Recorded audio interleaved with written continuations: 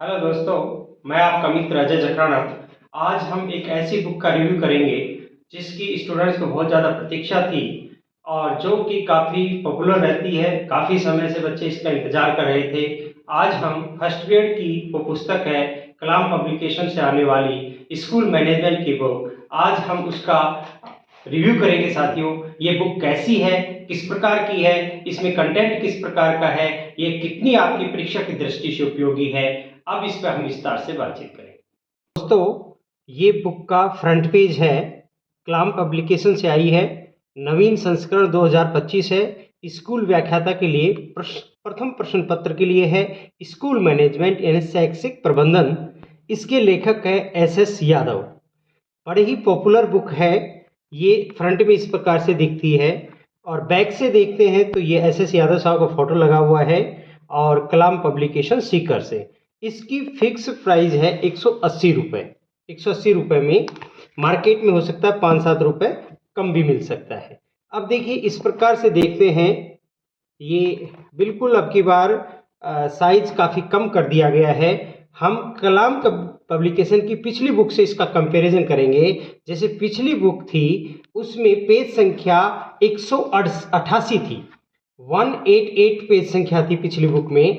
अब की बार इन्होंने 164 पेज संख्या है, यानी हम मान सकते हैं कि करीब 24 पेज संख्या इन्होंने कम कर दी है पिछली बार की तुलना में। अब हम देखते हैं कि साथियों, पिछली बार इसकी जो मूल्य था वो 190 रुपये फिक्स था। अब की बार इन्होंने 180 रुपये कर दिया, 10 रुपये मूल्य भी घटा दिया है। मार्केट को देखते हुए शायद इन्होंने स्ट्रेटजी की होगी, कोई प्लानिंग। फिर हम देखते हैं, पिछली बार फ्रंट पेज पे तो एस यादव साहब को लेखक के तौर पे दिखाया गया था, लेकिन जैसे हम खोलते थे तो उसमें 4 लेखक दिखा रखे थे, एस यादव साहब, मुकेश भाखर, राजेश सिंवर और हरिराम जाट। अब की बार केवल एक ही लेखक रखा गया है, एस यादव साहब। ये शायद इनको समझ में आ गया होगा कि पिछली बार लोग केवल एस यादव साहब के नाम से ही खरीद रहे थे, तो इनको ये लगा होगा कि बाकी नाम का कोई महत्व नहीं है, तो उन्होंने शायद उस नाम को हटा दिया गया होगा। अब देखते हैं कि साथियों, इसमें क्या क्या मैटर दिया गया है, किस प्रकार का मैटर दिया गया है। तो ये विषय सूची दी गई है और इसमें करीब 10 टॉपिक दिए गए हैं। 10 से आप ये न समझे कि इसमें टॉपिक कम है, जो आपके सिलेबस में वो सभी टॉपिक इसमें दिए गए हैं। जैसे मैं यहाँ देख रहा हूँ, राजस्थान शैक्षिक प्रबंध संकल्प कार्य सिद्धांत, राजस्थान का शैक्षिक परिदृश्य भाग 1, इसमें RSCRT दे दी, डाइट दे दी, ISC दे दी। इसी प्रकार राजस्थान शैक्षिक परिदृश्य भाग 2, इसमें फिर 3 दे दिए हैं, बोर्ड दे दिया है, RSTB दे दिया है और ओपन स्कूल दे दिया गया है। इसी प्रकार राजस्थान का शैक्षिक परिदृश्य भाग 3 में SIQE, स्माइल, दीक्षा राइज, शिक्षा दर्शन, शिक्षा वाणी, इन सभी को शामिल किया है। राजस्थान का शैक्षिक परिदृश्य भाग 4 में इन्होंने समसा को शामिल कर लिया गया है। शिक्षा का अधिकार अधिनियम 2009, शिक्षा में संपूर्ण गुणवत्ता प्रबंधन, शैक्षिक प्रबंधन नेतृत्व की शैलियाँ, शैक्षिक निरीक्षण पर्यवेक्षण और संस्थागत नियोजन। सिलेबस टोटल है इसमें, ऐसा कुछ नहीं है। फिर इन्होंने एक इंडेक्स दिया है जिसमें किस किस एग्जाम में कितने स्कूल मैनेजमेंट के क्वेश्चन आए, किस टॉपिक से। ये आपके लिए बहुत ज़्यादा महत्वपूर्ण नहीं है, ज़्यादा दिमाग लगाने की ज़रूरत नहीं है, ये बदलता रहता है। फिर आप देखेंगे, इसके सबसे पहले हम इसकी पेज क्वालिटी पे बात करते हैं। पेज क्वालिटी बहुत अच्छी है, बिल्कुल वाइटनेस है, पेज बड़ा सुंदर है, फॉन्ट भी बहुत अच्छा है। अब की बार फॉन्ट साइज इन्होंने बढ़ाई है। पिछली बार इनका बहुत बारीक फॉन्ट था, बहुत छोटा फॉन्ट था, तो बच्चे इरिटेट हो रहे थे, बच्चे पढ़ रहे थे, उसमें अननेसेसरी मैटर ज़्यादा डाला गया था, ये कहे कि आवश्यकता से अधिक मैटर डाला गया था। अब की बार इनके प्रकाशक महोदय ने इस पर अच्छा काम किया है और उन्होंने मैटर को थोड़ा सेलेक्टिव किया है और मैटर को समेटने का प्रयास किया है। जैसे आप देखते जाएंगे, डायग्राम का खूब इस्तेमाल किया गया है, फॉन्ट बहुत अच्छा है, आराम से विजिबल है, पढ़ने लायक है, बहुत सुंदर है, आप देखेंगे। और लेकिन मैटर को पिछली की तुलना में शॉर्ट करने का प्रयास किया गया है। ये पहला टॉपिक है और ये टॉपिक करीब 17 पृष्ठ में खत्म हो गया पहला टॉपिक। ये ऑब्जेक्टिव प्रश्न है, जैसे पहले टॉपिक में इन्होंने 24 ऑब्जेक्टिव प्रश्न दिए हैं। फिर देखते हैं दूसरा टॉपिक, राजस्थान का राष्ट्रीय शैक्षिक परिदृश्य। इसमें सबसे पहले इन्होंने दे दिया है प्रारंभिक शिक्षा विभाग, राजस्थान में प्रारंभिक माध्यमिक शिक्षा विभाग को दिया है। फिर इसके बाद में इन्होंने RSCERT को दिया है, RSCERT के बाद में डाइट वगैरह को दिया है। और इस प्रकार से हम देखते हैं साथियों, डाइट आ गया है। और फिर डाइट के बाद में हम देखते हैं कि इन्होंने IASE उच्च अध्ययन शिक्षा संस्थान को दिखाया है, ठीक है काफ़ी। फिर इन सभी टॉपिकों को करीब 4 टॉपिक इसमें शामिल किए हैं और इनमें कि अगर देखते हैं केवल 17 क्वेश्चन दिए गए। अभ्यास प्रश्नों की इसमें कमी दिखाई दे रही है, जितना कि अगर इन 3 टॉपिक को शामिल किया जाए कम से कम 40 से 50 ऑब्जेक्टिव क्वेश्चंस होने चाहिए थे। फिर देखिए राजस्थान का शैक्षिक प्रभाग 2 आ गया, जिसमें इन्होंने राजस्थान बोर्ड के राजस्थान राज्य पाठ्य पुस्तक मंडल के द्वारा राजस्थान माध्यमिक शिक्षा बोर्ड के बारे में बताया है, राजस्थान राज्य खुला विद्यालय के बारे में बताया गया है। ये काफ़ी अच्छा डायग्राम काफ़ी अच्छे इस्तेमाल किए हैं अब की बार इन्होंने, और फॉन्ट भी अच्छा है, पेपर क्वालिटी भी अच्छी है। पर मैटर को ज़रूर इन्होंने पहले की तुलना में काफ़ी शॉर्ट कर दिया है, जो बच्चों के लिए ठीक भी है, गलत नहीं है।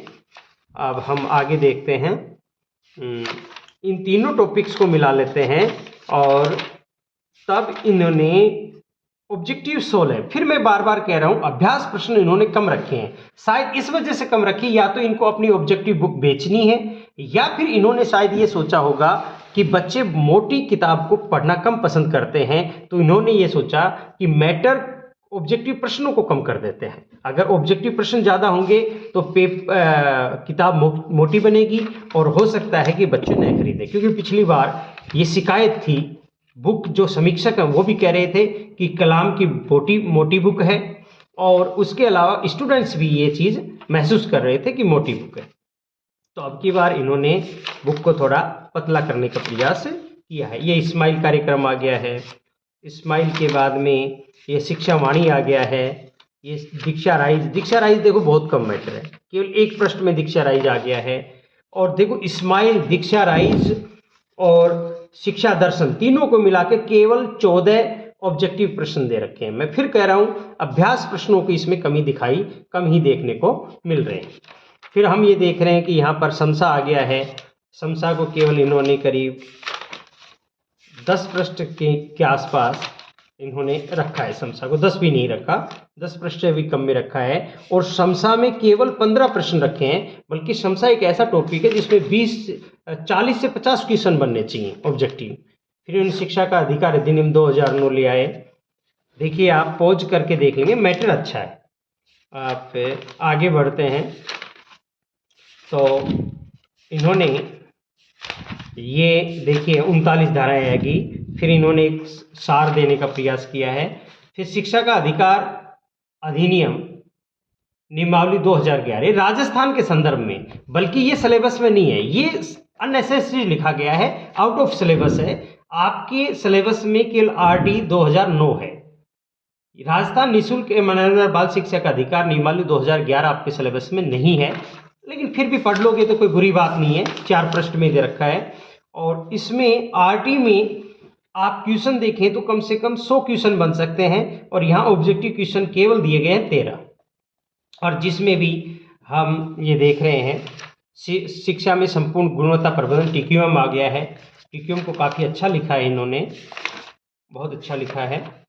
अब आगे बढ़ रहे हैं, आप देख सकते हैं, रोक के मैं धीरे धीरे आपको दिखा रहा हूँ तो आप देख सकते हैं। फिर TQM के केवल क्वेश्चन 14, हर क्वेश्चन में इन्होंने ऑब्जेक्टिव अभ्यास प्रश्नों की कमी रखी है, संख्या कम रखी है।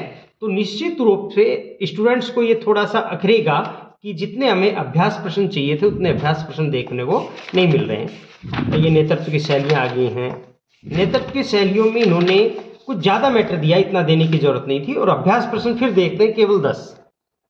इसे शैक्षिक निरीक्षण पर्यवेक्षण आ गया है, और इसमें देख रहे हैं, इसमें भी फिर लास्ट में शैक्षिक निरीक्षण पर्यवेक्षण में अंतर, ये अच्छी सारणी दे रखी है। फिर इसमें भी अभ्यास प्रश्न दे रखे हैं केवल 10। अभ्यास प्रश्नों की इसमें बहुत कमी देखने को मिली। और ये लास्ट संस्थागत नियोजन इनका, और इसमें तो केवल क्वेश्चन रखे हैं 6 अभ्यास प्रश्न, 6 प्रश्न इतने बड़े टॉपिक में, और ये लास्ट में संक्षिप्त सब कोर्स। देखिए साथियों, बुक का मैटर अच्छा है।